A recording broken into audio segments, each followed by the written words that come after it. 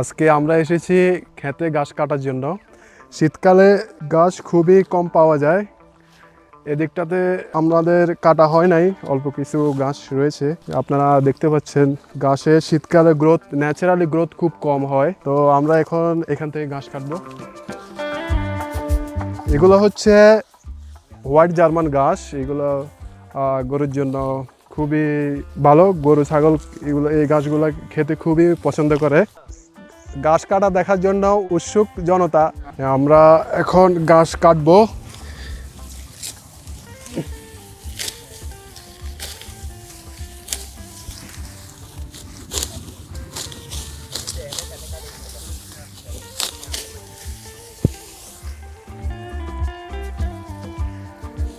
এই ঘাসগুলো গরু ছাগল এর জন্য খুবই উপদেয়, খুবই পুষ্টি সম্পন্ন। এখানে এই ঘাসগুলোতে 10 থেকে 12% প্রোটিন আছে। এগুলো গরু ছাগল খেতেও খুব পছন্দ করে।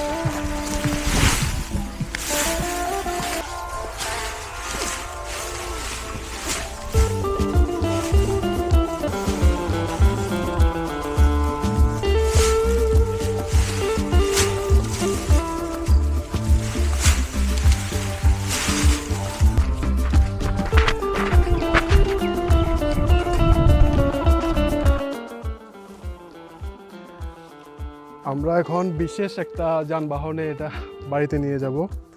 চলুন দেখাই আপনাদেরকে। আল্লাহ,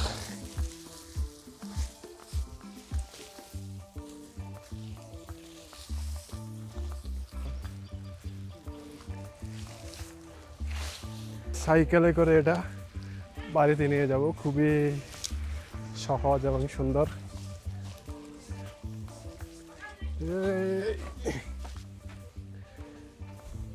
আমরা ক্ষেত থেকে ঘাস উঠিয়ে বাড়ির উদ্দেশ্যে রওনা দিচ্ছি। এখন আমরা এগুলো বাড়িতে নিয়ে যাব এবং কি কেটে গরুকে খেতে দিব।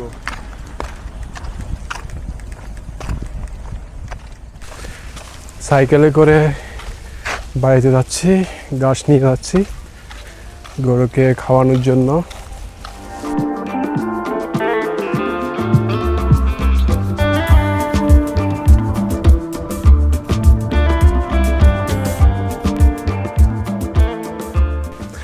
আমি বাড়ির খুব কাছাকাছি এসে পৌঁছেছি।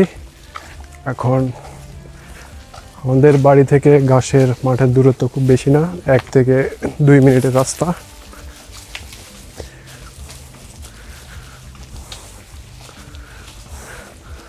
অবশেষে আমরা কাঙ্ক্ষিত গন্তব্যে এসে পৌঁছালাম। ঘাসের বোঝাটা এখন নামাবো। এই হচ্ছে আমার ইকুইপমেন্ট। এটা দিয়ে ঘাস কেটে এনেছি। এটাকে বলা হচ্ছে কাঁচি। ঘাস নামিয়ে রাখলাম। এই তো আমাদের ঘাস নিয়ে আসলাম। এখন কেটে গরুকে খেতে দিব। ঘাস শুধুমাত্র আমাদের এই গাভীটাকে খেতে দিব, কারণ এখন শীতকাল, পর্যাপ্ত পরিমাণে ঘাস নেই, তাই তোমাকেই খেতে দিব। একটু ধৈর্য ধরো। আর প্রেগনেন্ট গাভীটাকে সামান্য দিব। তোমরা ঘাস পাবা না, তোমাদের জন্য সমবেদনা। অবশ্যই এদেরকে অন্য খাবার দিই, খড় এবং দানাদার খাদ্য।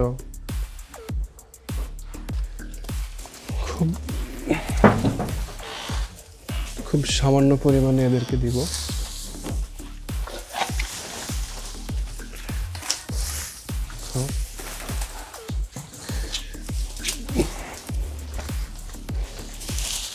বাবা তুমি খাও।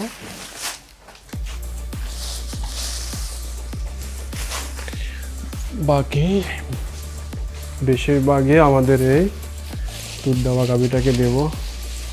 এটা হচ্ছে আমাদের টাইগারের মা কিছুদিন আগে অসুস্থতাজনিত কারণে মারা গিয়েছে। এতিম বাচ্চা, তার জন্য আমাদের স্পেশাল কেয়ার। তোমাকে আলাদাভাবে ঘাস দেওয়া হলো, তুমি খাও, এখানে তুমি খাবা। এই তুমি ওরগুলো খাবা না, আচ্ছা তোমাকে আলাদাভাবে দেওয়া হবে, খাও। বাকি ঘাসগুলো একে দেব। টিডি, এর নাম হচ্ছে টিডি, এর কোনো নাম নাই, এ হচ্ছে গাবি, দুধ দেওয়া গাবি। মজা করে খাও। তো সবাইকে ধন্যবাদ, আজকের মতো এখানেই সমাপ্ত। আমাদের আগামী ভিডিওগুলো দেখার আমন্ত্রণ রইল, আমাদের সাথে থাকুন। আর আমি এই খামারটি শুরু করেছি 6 মাস হলো। আমাদের অলরেডি একটা দুধ দেওয়া গাভী এবং কি একটা প্রেগনেন্ট গাভী আর 2টা গাভীকে অলরেডি ইনসেমিনেশন করা হয়েছে। তো আমাদের খামারের আপডেট জানতে আমাদের সাথে থাকুন। আমি আমার ব্যক্তিগত অভিজ্ঞতা আপনাদের সাথে শেয়ার করব, আমার খামার শুরুর জার্নি। আরেকটা ভিডিওতে আমি কমপ্লিট জার্নিটা আমি আপনাদের সাথে শেয়ার করব। তো সবাই ভালো থাকুন, সাইন অফ।